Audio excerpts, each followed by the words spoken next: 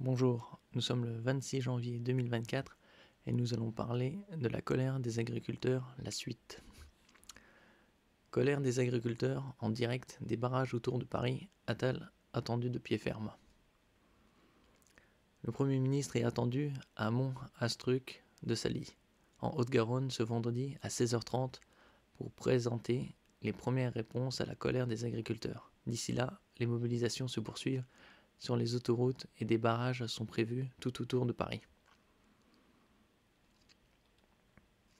L'essentiel. Encore près d'une centaine de mobilisations et blocages d'agriculteurs sont prévus ce vendredi 26 janvier. En Île-de-France, la FDSEA et les jeunes agriculteurs appellent à bloquer les axes routiers menant à Paris sans entrer dans la capitale. Ils ont annoncé l'organisation de barrages autour de Paris dès 14h. De nombreuses autoroutes sont également bloquées par des manifestations.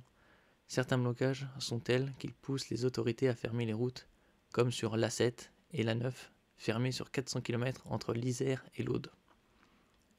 Le Premier ministre doit dévoiler plusieurs mesures en présence d'agriculteurs ce vendredi.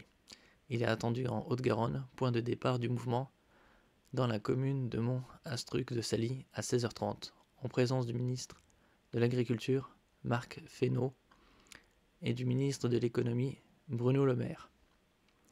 Le blocage de Paris par les agriculteurs reste envisagé par les syndicats nationaux si les annonces du Premier ministre sont jugées insuffisantes. Sur le plateau du 20h de TF1 hier soir, le ministre de l'Intérieur, Gérald Darmanin, a de son côté réitéré son soutien aux agriculteurs, justifiant à nouveau l'absence d'interpellation malgré de premières infractions. On ne répond pas à la souffrance en envoyant des CRS, a-t-il ainsi affirmé, invitant plutôt à la compassion. La FNSEA et les jeunes agriculteurs ont dévoilé de leur côté leur liste de 24 demandes faites au gouvernement mercredi. Retrouvez ci-dessous la carte des blocages en France et les principales actualités dans le fil d'infos.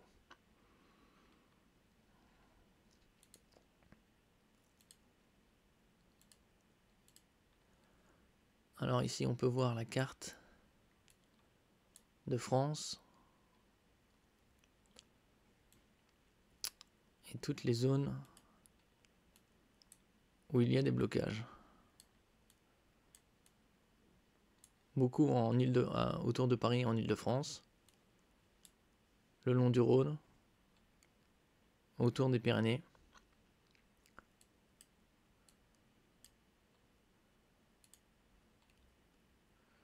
Par exemple à Paris, pas de blocage dans Paris, mais des appels à la mobilisation sur autoroutes qui convergent vers la capitale, A1, A6, A10, A11, A13 et A15.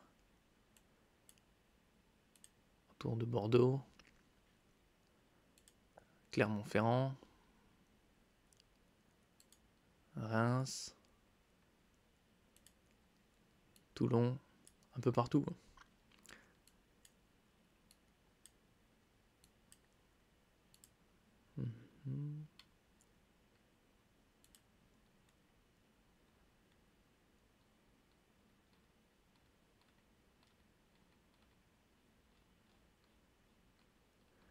Mobilisation. Synthèse des revendications. Retrouver une liberté d'entreprendre. Un PDF de 4 pages.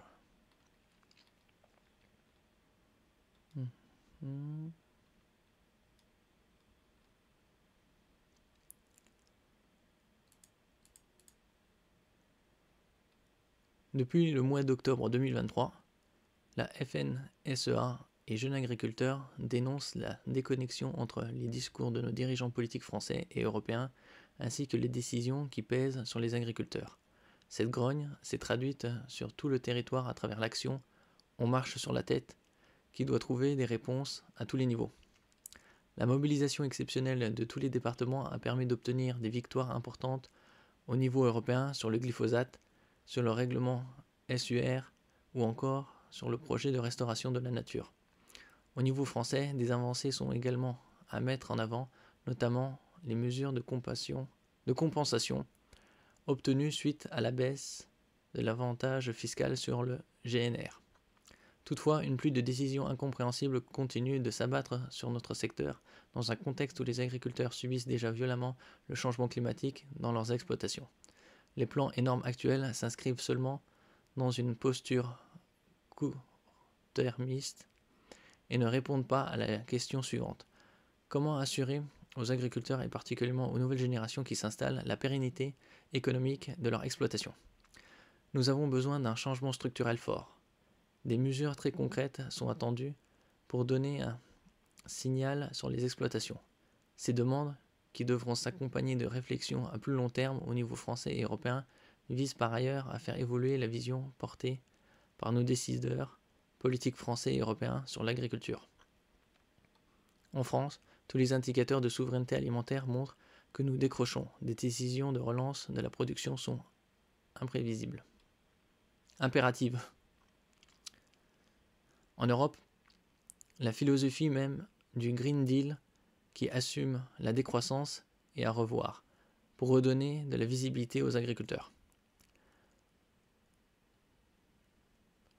Ce changement est urgent. Il est absolument nécessaire si nous souhaitons maintenir des agriculteurs et continuer d'installer des jeunes demain. Notre message repose sur 3 axes prioritaires. 1. La dignité des agriculteurs dans l'exercice. La crise est morale, les agriculteurs se sentent abandonnés face au manque d'ambition et de lisibilité des politiques publiques. Un sentiment renforcé par des incohérences manifestes dans les réglementations à l'instar de la volonté affichée dans la planification écologique de produire plus de biomasse tout en supprimant les moyens de production incompréhensibles. Par ailleurs, si en période de crise, les agriculteurs obtiennent souvent le soutien du grand public, ils font généralement l'objet de vives critiques. Cela provoque un sentiment de mal-être généralisé et de manque de considération de la profession qui ne peut rester ignoré. 2. La juste rémunération de leur travail. Une juste rémunération est indispensable pour valoriser le travail des agriculteurs et leur donner des perspectives et de la lisibilité sur l'avenir. Cette problématique de longue date doit trouver sa réponse dans l'application pleine et entière des lois EGalim et de leur état d'esprit par la construction du prix en marche avant. Pourtant, plus de 5 ans après la promulgation de la première loi, les signaux envoyés à quelques jours de la fin des négociations commerciales, particulièrement en cette période d'inflation, sont néfastes sur la mise en œuvre d'EGalim. Il est urgent de faire appliquer la loi. C'est une condition sine qua non pour répondre aux défis démographiques en agriculture. Au-delà du respect des EGalim, c'est une cohérence globale qui est attendue pour assurer cette juste rémunération. 3. La nécessité de rétablir des conditions d'exercice du métier acceptables. L'accumulation des normes au quotidien s'accompagne d'une remise en question permanente des moyens de production. Elle interroge la volonté de nos dirigeants d'avoir une réelle réflexion sur la souveraineté alimentaire du pays et du continent. Celle-ci doit s'accompagner de choix stratégiques. Il est urgent de redonner de l'air aux agriculteurs afin de leur permettre de mener à bien leurs projets. Un modèle agricole s'inscrit dans un temps long. Il est impératif que les cadres administratifs et réglementaires prennent en compte cette temporalité. Il en va de la réussite de l'agriculture française et des transitions qu'elle doit engager. Enfin, les agriculteurs attendent des décisions cohérentes avec les discours. Trop de mesures sont prises sans cohérence avec les objectifs assignés. Il est urgent de changer radicalement l'approche de l'agriculture par nos décideurs politiques français et européens. En France, tous les indicateurs de souveraineté alimentaire montrent que nous décrochons. Des décisions de relance de la production sont impératives. En Europe, la philosophie même du Green Deal qui assume la décroissance est à revoir pour redonner de la visibilité aux agriculteurs. Un changement de logiciel est urgent. La souveraineté alimentaire doit devenir un enjeu d'intérêt général supra à tous les autres objectifs des politiques agricoles. La souveraineté doit être à la boussole de la relance de la production en France pour répondre à la demande alimentaire en mettant en valeur l'origine des produits. Pour avancer sur ces 3 thématiques, 2 niveaux de demande et de temporalité. 1. Les premières mesures d'urgence. Des réponses immédiates sur la rémunération. Assurer un respect absolu des lois EGalim, par le biais notamment des contrôles renforcés sur tout le territoire et la non-négociation de la MPA. Garantir la compensation intégrale pour tous sur le GNR via la mise en place immédiate du crédit d'impôt et l'intégration dans le prix payé du montant actuellement remboursé. Paiement de toutes les aides PAC immédiatement, quelles que soient les raisons du non-paiement. Assurer le paiement dans les plus brefs délais de l'ensemble des indemnisations sanitaires et climatiques, MHE, tuberculose, grippe aviaire, inondations, etc., dues par l'État tout en défiscalisant ces mêmes aides. Aider immédiatement les secteurs les plus en crise, viticulture et agriculture biologique. Faire de l'élevage une grande cause nationale. Traduction sociale de la mesure sociale élevage en rendant définitive la déduction. Refus clair des accords de libre-échange. Rejet d'éco-phyto et moratoire sur les interdictions. Le rejet intégral et immédiat de toutes les surtranspositions. L'application pleine et entière du Varenne de l'eau et une accélération des projets de stockage d'eau. Retrait de l'arrêté plan eau de juin 2021, mise en œuvre d'un dispositif plus adapté de la gestion des sécheresses, sécurisation des prélèvements d'eau, autorisation unique pluriannuelle. Le curage des cours d'eau pour prévenir les inondations.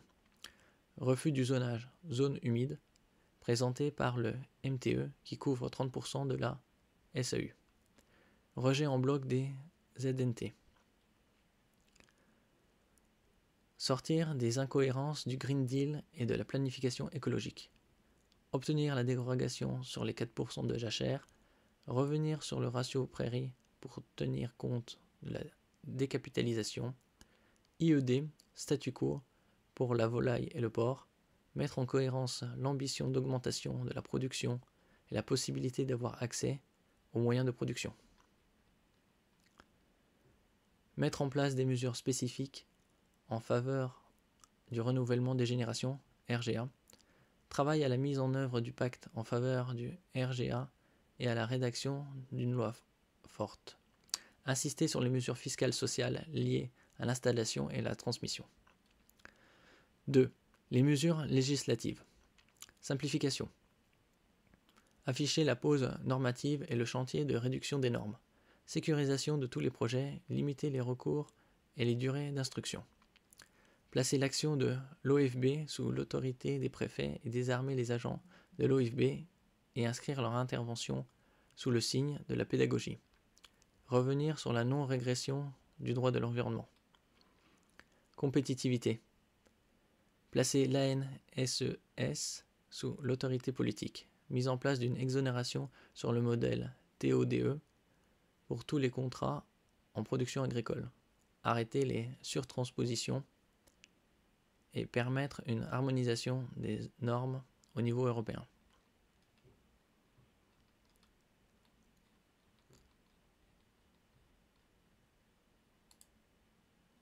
Ça, on revient sur la carte encore.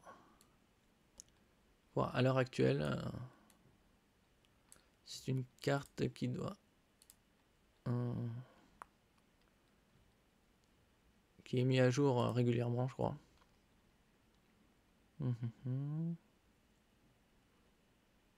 Voilà.